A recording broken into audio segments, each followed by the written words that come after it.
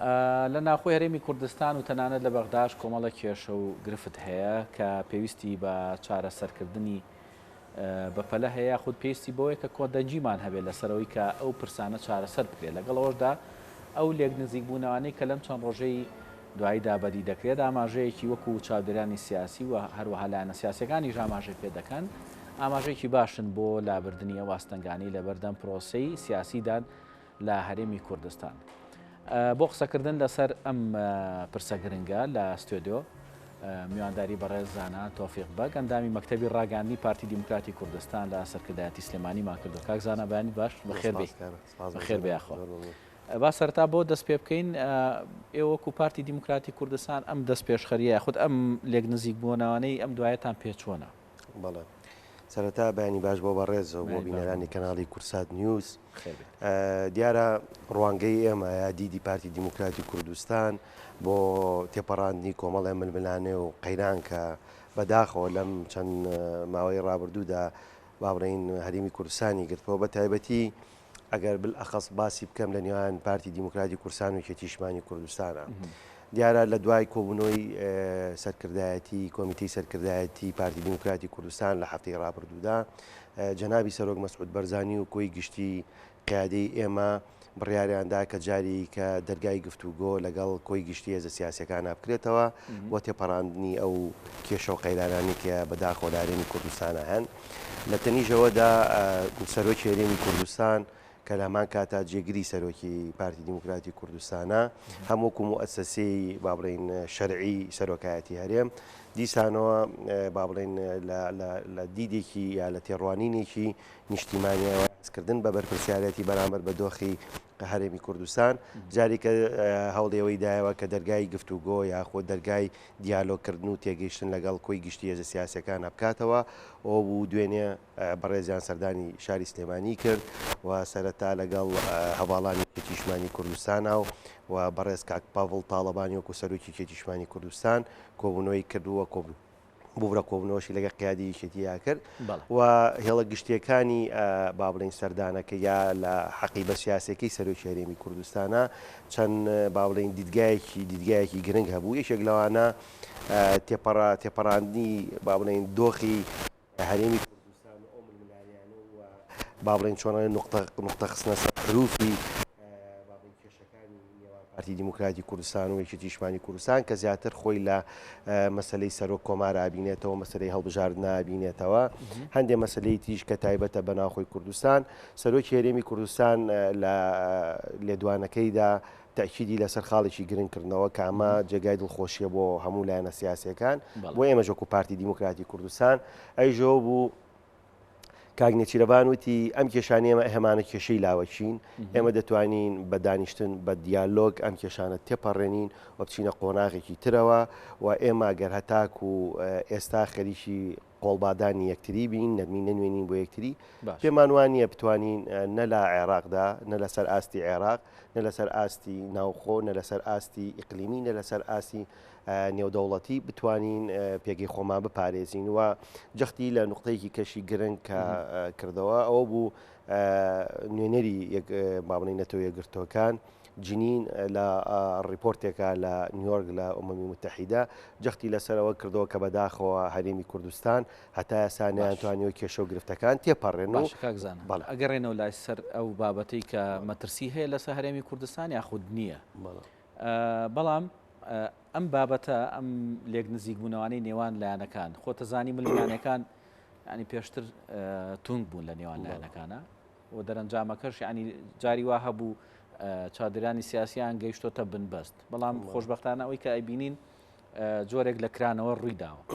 ئەم بابەتە پێدوایە لە داهاتووە ئەتوانێت کاریگەری هەبێ هەم لەسەر ئەو بابەتانی کە لە هەرێمی کوردستان جێی ناکۆچین هەم ئەو بابەتانەشی کە لە بەغداش هەم ینی لایەنەکان ناکۆکن لەسەری چونکە خۆت ئەزانی لەوێ پێویستمان زیاتر بە یەک ڕیزی هەیە خۆی ینی گرنگی سەردانەکە بۆ بابەتەی بەڕێز بوو کە کرا ئێمە گەل لە هەرێمی کوردستانە لە ناو خۆی خۆمانە بەڕاستی خەریکی ملیشکانی یەکتری بین لە دەریشەوە کەس جێ لێ ناگرێ ینی ئەمە واقعەکە کە ئەمە واقعێکی سیاسیە بۆ کورد ڕاستە بۆ هەموو کەسێکی بۆ هەموو گەلێکی تریش ڕاستە تۆ گەل هێزە سیاسەکانی خۆت لە ناویەکە پەرتەوازە بن هومەکانت پەرش و بڵاو بێ هومە سیاسەکانت با بڵین پەرش و بڵاو بێت لێکترازان نەبێ پەرتەوازایی هەبێت بە چ گوتارێک یا بە چ خطابێک لە دەرەوە مخاطبەی بەرامبەر خۆ دەکەیت بەمەرجەوە مخاطبەی کە لە بەرامبەر خۆ دەیکەیت ینی کۆمەڵێک هێزگەلێکن کە تۆیان قوبوڵ نییە چ وەکو با بڵین ئەگەر زۆر دوور نەڕۆم وەکو نەتەوەش تۆیان قوبوڵ نییە هەم وەکو قەوارەکەش تۆیان قوبوڵ نییە و هەوڵێن گۆڕانکاری با بڵین دەستوری و سیاسی بکەن بۆ ئەوەی پێگەی هەرێمی کوردستان و چوارچەوەی هەرێمی کوردستان و قەوارەکەی بچووک بکەنەوە لەوەی کە هەیە ئەگەر تۆ بەڕاستی بە پەرتەوازی بڕۆیتە بەغا و ئەوانیش ئامادەنی جۆ لێت بگرن ئەمە و یعنی کۆمەڵی بابەتی تری ژوای کردبوو کە سەرۆکی هەرێمی کوردستان کاک نێچیرەڤان بەو دیدگایەوە هاتۆتە سلێمانی و ئەوەی کە من زانیاریم لابێت یا من وەکو زانیاری حیزبی کە بە ئێمەیان دابێت وشم کاک نێچی سەردانی ئێمەشی کرد وەکو سەرکردایەتی سلێمانی جەختی لەوە کردەوەتی زۆر مرتاحم لەم سەردانە تی بە تایبەتی لەگەڵ هەواڵانی کێتی نیشتمانی کوردستان و کاک پاڤڵا کە ئەو با بڵین ئارگۆمنتانی کە گۆڕیوانەوە نەیوت بۆچی من مرتاحم بەم سەردانە و دەرەنجامەکانی باز نەکردەوە طبعا هەنێک نقطەی گرنگی باس کرد وتی سەرکردایەتی کێتی نیشتمانی کوردستان و هەم کاک پاڤڵیش وەکو سەرۆکی کێتی نیشتمانی کوردستان ئەم سەردانەی زۆر بە گرنگ بینیوە وتێتی ئەم سەردانە جۆرێکە لە توانەوەی ئەو بەسەڵک و ململانی سیاسیانی کە بەداخۆ لە هەرێمی کوردستانە هەیە و نقطەیەکی کەش کە بە پێکەنینەوە تەواو بۆ ئێمە باس کرد وتی دیدیش نەبێت لە فەیسبوک قسە بە یەکتری هاوترێ دیارە بەداخەوە بەڵێ بەداخەوە ئەم تەوەجوه هەیە لە ناو بەشێک لە کەوادرانی یەکێتی و پارتیا کەمە بە قەناعەتی من ئەمە خزمەتی چاکەی گشتی ناکات لە فەزا گشتێکە بە خراپ بەشێتەوە و دەبێت لە واقعدا چەند ئەرکی سەرشانی سەرۆکی هەرێمی کوردستان و سەرۆکی کێتی نیشتمانی کوردستان و دام و دەستگا شەرعیەکانە لە هەرێمی کوردستانە کە ئیش لەسەرەوە بکەن کە کەلتوری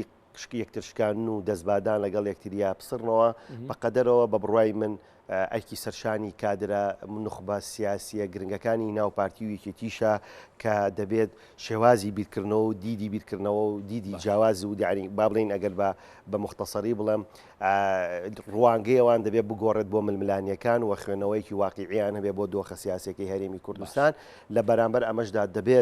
دەبێت خطابی ئەلامی پارتی و یەکێتی بە ئاراستەیە کابێت کە حەز بکەن بە بەرپرسیارەتی بەرامبەر بە دۆخەکە ڕاستە ئێمە لە هەرێمی کوردستانە خاوەنی دەستگای میدیایی حکومی نین کە ئەمایکێکە لە کلێنەکان کە بەداخۆ دەبوو دەستگای ئەلامی حکوومەتی هەرێمی کوردستان لە دەستگای ڕاگەیاندنی حیزبەکان بەهێزتر بووایە بەڵام بۆ ئەو دۆخەوە کە لە هەرێمی کوردستان ئێمە دەزانین هەموو حیزبێکی سیاسی دەستگای ئەلامی خۆی هەیە و تعبیل لە سیاسەتی خۆیەکە و بەرگری لە ئەجندا سیاسەکەی خۆیەکە باش کاک زانە ئەوەی کە ئێوە یعنی ئاگاتان لێبێ ئەوەی کە سەرۆکی هەرێمی کوردستان پێ ڕاگەیان دەبن پارتی دیموکراتی کوردستان لەم سەردانەیە هیچ وەرەقەیەکی پێ بووە هیچ خاڵێکی خستۆتە ڕووکە خاڵی دیاریکراوە بن بۆی کە باسی لەسەر بکرێ گفتوگوی لەسەر خۆی لەسەر 2 تا 3 تەوەرە کاگنێچیر هاتوۆتە با بڵێ مفاتەحەی هێزە سیاسەکانی کردووە لە شاری سلێمانیایکیشان مەسلەی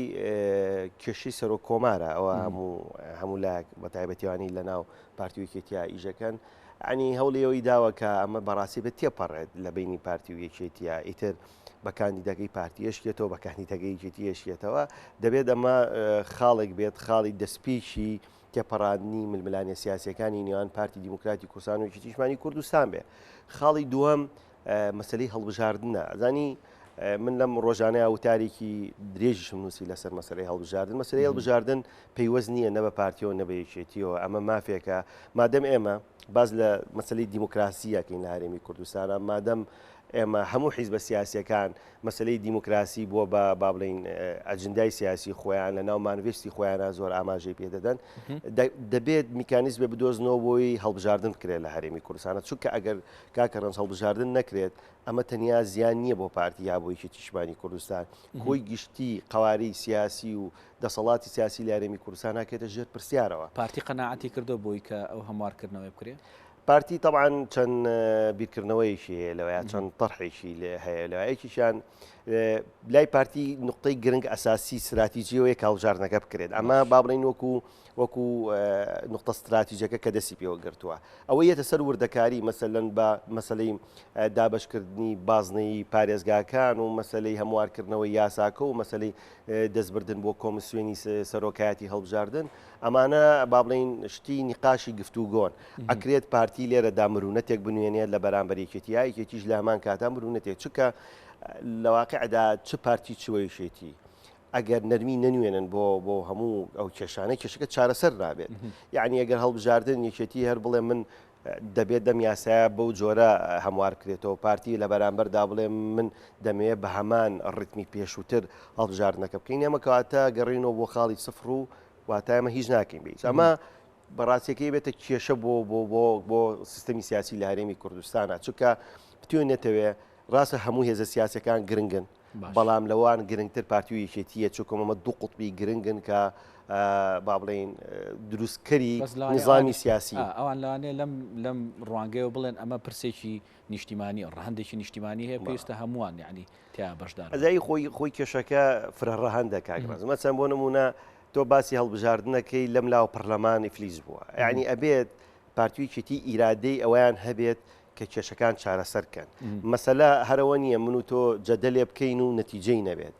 مەسەلەن جەدەل کاتێک کە تۆ جەدەلی بابەتێکەکەی ئەبێت دەرئەنجامی هەبێت ئەبێت لێکەوتەکانی هەبێت ئەبێت دەمانە هەمووی ببین لەسەر عەرزی واقع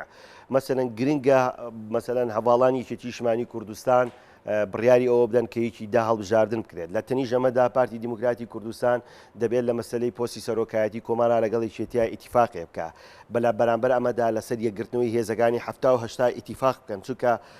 لە ڕیپۆرتەکەی با بڵێن سکرتێری نەتەوە یەکگرتوەکانە جنین خات و جنین ئەزانی جەخت زۆر لەسەرەوە بابەتاکاتەوە کە تا ئێستا لە واقعدا من هەنگاوێکی وا نبینم کام هێزانە بەرەوە ئاراسی یەکگرتنەوە بڕۆن تۆ گەر بتەوێت بنەماکانی دەوڵەتێکی مەدەنی دروستکەی ئەگەر تۆ بتەوێت دەوڵەتێکی هاوڵاتی و هاونیشتیمانی بێت دەبێت ئەمانە دەمێ بێت ئێمە کرد بێتمان بەداخۆ نەکراوە ئێستاش کات درەنگ نییە بۆ ئێمە کە بیکەین مادەم ئێمە دەمانەوێت هەرێمی کوردستان هەرێمێکی پارێزراوە بێت مادەم ئێمە دەمانەوێت دەوڵەتی هاونیشتیمانی دروست بکەین دەوڵەتی مەدەنی دروست بکەین بڕوامان بە بنەماکانی سیستەمێکی دیموکراسیزەکردن هەیە لە کۆمەلگاکەدا ئەمانە کێشی بڕوان پێ بکەس زۆر لاوەچین ئەگەر ئیرادەی سەرکردایەتی پارتی و یەکێتی هەبێت زۆر ئاسان دەتوانێت نەمێ زۆر پرسیار لەسەرەکەن دوسێ جا باسیەوەت کرد کە کێشەکان لاوەچین لەوانێ هاوڵاتیە گەسەکە زانە پرسیار بکڵێ کە کێشەکان لاوەچین بۆچی پارتی و یەکێتی گەورەیەکەن ئەوە یەکێکە لەو ڕخنانەی کەمیش وەکو کادرێکی سیاسی لە قیادەی سیاسەکەی خۆم هەیە بەڕاستەکەی دەبێت هەواڵێکی کێتیژەوە ئەو فشارە لە سەرکردایەتەکەی خۆی بکە ئەزانی لای من ینی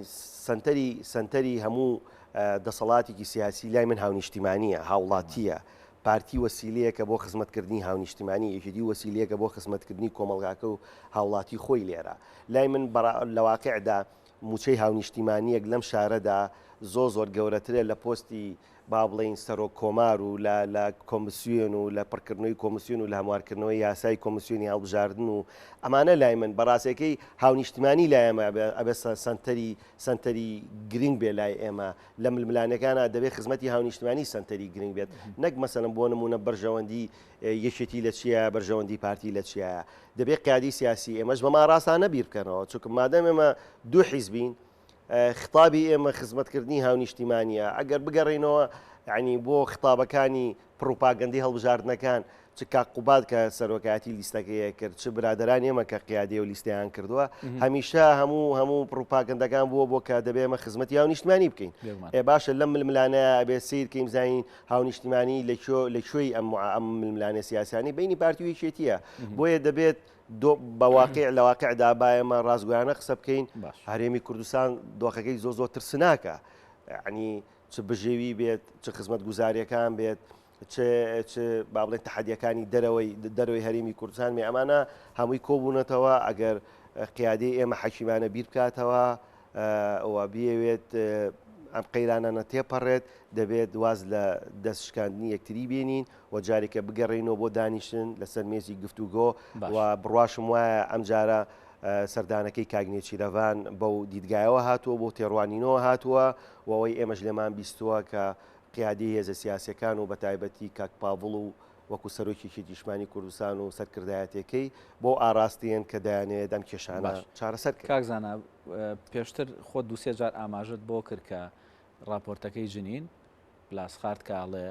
هەرێمی کوردستان مەترسی لەسرە پێویستە ئەم قوارەیە زیاتر خۆی پارێزراو بکە زیاتر لە ناوخۆیان یعنی کاروبارەکانی ڕێبخاتەوە. پێنجشەممەش وا بڕیارە کۆبوونەوەیەکی بە هەر بە سەرپەرشتی ئەو کۆبوونەوەیەک لە لایەندانەکانە بەڕێوە بچێت. فعلەن ئێمە لە هەرێمی کوردستان لە ژێر مەترسیین، مەترسیەکانمان گەورەیە. بێگومان کاکە ڕەنج مەترسیەکان تاوان گەورەیە، چونکە یەک تۆ مادەم چوارچێوەیەکی نێودەوڵەتی یاسایی نییە، ینی بە کوردیەکەی دەوڵەت نیت، هەموو کاتێک ئەم تەحەدیەتیانە بۆ تۆ بێتە کێشە، مادەم تۆ پارێزراونی لەسەر ئاستی نێودەوڵەتی. ڕاستە ئەمریکا دەڵێ ئێمە کوردە پارێزین، ئەوروپا لە ئیتحادی ئەوروپی لە بە هەمان شوێندایم ینی پژگیری لە قوارەی هەرێمی کوردستانەکات، قونسوڵێت هەیە لە هەولێرە، بەڵام ئەمانە کیفایەت نین بۆ پاراستنی پێگەی تۆ. دەبێت هەرێمی کوردستان هەر هەنگاوێک دەنێت کۆمەڵ حساباتی گرنگی بۆ بکات. ئێمە لە چواردەورێکین کە وڵاتە ئیقلیمیەکان لە واقعدا چایان بە هەرێمی کوردستانە هەڵنایەت، نایانوێت لە ڕووی اقتصادیەوە نمو بکات، گەشە بکات، لەسەر ئاستی سیاسی دەیانوێت پێگەی هەرێمی کوردستان بەهێز بێت، نە لەسەر ئاستی عێراقیش لە واقعدا، چون عێراق وڵاتێکە کە داتەپیوە، وڵاتێکە کە سیادەکەی لە ژێر پرسیارە، وڵاتێکە کە اقتصادێکی وێرانی هەیە، وڵاتێکە کە وڵاتی مەسەبگەرایی و میلیشیایی با بەڕێوە. تۆ لە ناو ئەم دەوڵەتایی بێگومان بە بەردەوامی چوارچێوەی تۆ مەترسیدارە، چوارچێوەی تۆ دەکەوێتە بەردەم مەترسیکی گەورەوە و لە سەرو ئەوەشەوە گەر تۆ خۆت ململانیەکانت لەگەڵ هێزە سیاسیەکانە ململانی زۆر خراپ بێت و نەتوانیت بابڕین زمانی گفتوگۆ، زمانی لێت تێگەیشتن لە ناو خۆتا دروست بکەی. ئەمانە بەڕاستیەکە بە هەرێمی کوردستانەکەێتە بەردەم مەترسیەوە و ئەگەر ینی تیشکێک بخینە سەر ڕیپۆرتەکەی ساڵی پێشووی جنین کە خۆشی لەم ڕیپۆرتەدا باسیە کاتەوە، دەڵێ ئەگەر ئەم زۆنانە بەردەوام بێت هیچ گرنگتیەک نییە بۆ بەردەوامبوونی هەرێمی کوردستان و جوگرافیای هەرێمی کوردستان، کە دەبێت دەمێت قیادی سیاسی پارتی و یەکێتی هەڵوێسە لەسەر ئەم با بڵین ئەم ڕستەیە بکەن کە ئەمە ڕستێکی گەورەیە بۆ ئێمە. باش تەنانەت ببوورە قسە پرسیارەکەت پێنە بڕم، تەنانەت کۆنسوڵێتی گشتی ئەمریکاش ئاماژە بۆ بابەتە، ینی تەنیا هەر باڵی ئومەی متحیدە نییە، نەتەوەی گرتوەکان نییە لە عێراقا بڵێت هەرێمی کوردستان دەبێت ئەم کێشانە چارەسەر بکە. کۆنسوڵێتی گشتی ئەمریکاش عنی ئاماژە بەم خەتەریاتاکە، بەڵام ئەوەی دڵخۆشیە لە سەردانەکەی سەرۆکی هێرەم کاگنی چیرەوان بۆ سلەیمانی بامان جۆر قۆنسوڵی گشتی ئەمریکا ئەمەی بەکارێکی ئیجابی گرنگ باسکی لە نێوان پارتی و یەکێتیدا، وای خواست کە عقڵێتی سیاسی هەردوو قیادە سیاسەکە لەوە گەورەتر بێت کە ململانیە سیاسەکان وەکو خۆی بمێنێتەوە دەبێت چارەسەریکە. باش دوێنێ شەو شتێک بڵاو کرایەوە، جومەنی ئاسایشی هەرێمی کوردستان ڕاگەندایکی بڵاو کردەوە سەبارەت بە مەترسیەک هەیە لەسەر هەرێمی کوردستان، و یەکێک لەو بڵین پێکهاتانی کە چەکدارین لە عێراقا باس لە هەرێمی کوردستانەکەن، وڵێن هەرێمی کوردستان تێیدا مەشق و ڕاهێنان بە چەند هێزێک دەکرێت کە هێزی نادیارن. لە بەرامبەر ئەوە ئەمەی ڕەت کردوەوە ئەنجومەنی ئاسایشی پارتی چۆن ئەڕوانێت ئەمە؟ لە واقع مەسلەی دروستبوونی گروپ و ڕێکخراوی نینی لە ناو کوردستانە ئەکرێت هەبێت، چکە تۆ چەندین دەستگای مخابڕاتیش لەسەر منتیقەیەگاتەوە ئیمکاناتێکی مادی گەورە خەنە بەردەم ئەو گروپانەی کە ئەگەر کوردیش نەبنیا ئێستا لە هەرێمی کوردستانە ژین ئەیخاتە بەردەمیان بۆی مەشقیان پێ بکە بۆی لە حاڵەتێکی نادیارە بەکاریان بێنێت. بەس لەواقع من وایە بینم دەستگاکانی هەرێمی کوردستان بە تایبەتی دەستگا ئەمنیەکانی هەولێر و دووەک و سلێمانی و ئەنجومەنی ئاسایشی هەرێمی کوردستان توانین بڵین لەوە گەورن، یعنی هێزێکی ئەوەیان هەیە کە بتوانن بەرەنگاری ئەو تەحەدیەتانە ببنەوە و هەوڵی ئەوە بدەن کە ئەو گروپ و ڕێکخراوە نێنی یا و شانە نووسوانەی کە بەحساب کە بە پێ و بڵاوکراوەیە کە ئاماژەی پێدەدا پێم وایە توانن احتیوایەوە بکەن، چونکە لە ماوەی ڕابردوودا چەندین بابڕین هەوڵی ئەوە هەبووە کە لە هەرێمی کوردستانە دەستگای نێنیە، دەستگای مخابراتی وڵاتە ئیقلیمیەکانیە شوێنی تر لە هەرێمی کوردستانە خەریکیەوە بێ کە جۆرێک لە تابووری پێنج دروست بکات لە حاڵەتێکدا ئەگەر شتێک ڕووی داوانە بەکاربێنن، بەڵام هێزەکانی ئەنجومەنی ئاسایش بە دەستگای زانیاری و دەستگای پاراستن و هەواڵگریەکان و ئاسایشەکانی هەموو پارێزگاکان لەواقع ئاچیان کراوەیە و جێگای دەستخۆشیە و کە من